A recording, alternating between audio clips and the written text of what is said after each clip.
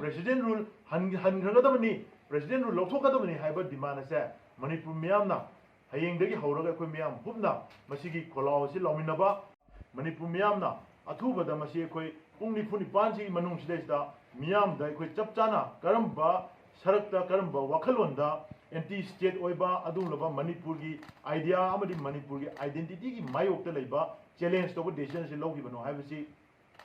mari lenaba authority singna explain to godabani aduga pungni phuni panasi gi manungda masigi responsibility si khwaidagi awang thakta lobum thoina khaliba ekhoi security advisor DGP amadi chief secretary makoi ahum asi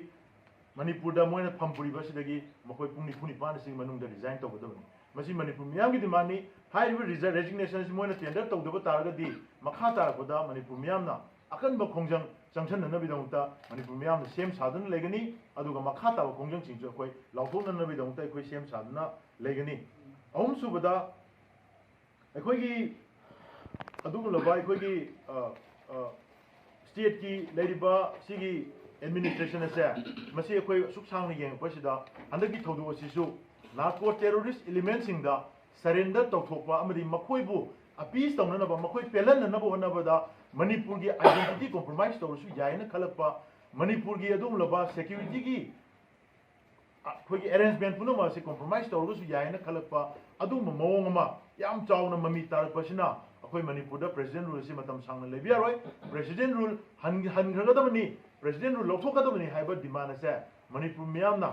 hayengdagi hawraga akhoi miyam hubna masigi kholao si lawminaba amadi manipur dagi alien administration loina laiba mitok miyam khulingaga leba asibu sasan tawbudagi ngasi manipur gi identity da singaraiba manipur haiba ming asibu muthatpada makoida kaimata phawdiba se isagi irei pa asigi irei cha singdadi madugi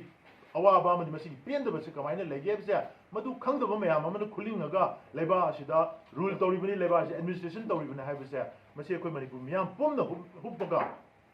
manipur dagi hanginaba manipur dagi lawthokkinanaba miyam apunba khongjang changchan minanaba sem sadun lebiu hazariban pungni phuni pan general strike pungni phuni pan asigi hek matungda sigi manung sida yakoina taliba demand governor apology miyam da tender toba amadi mari lenaba top official security advisor DGP amadi chief secretary na resignation tender tawdaba taragadi miyam hubna khongjang changchin nanaba sem sadun lebiu madugi khongjang singa koi makha tabada soidan lawthokjargani haidana miyam manipur miyam mafamda kokomi gi maigedagi miyam ho sijaraga lawthokchai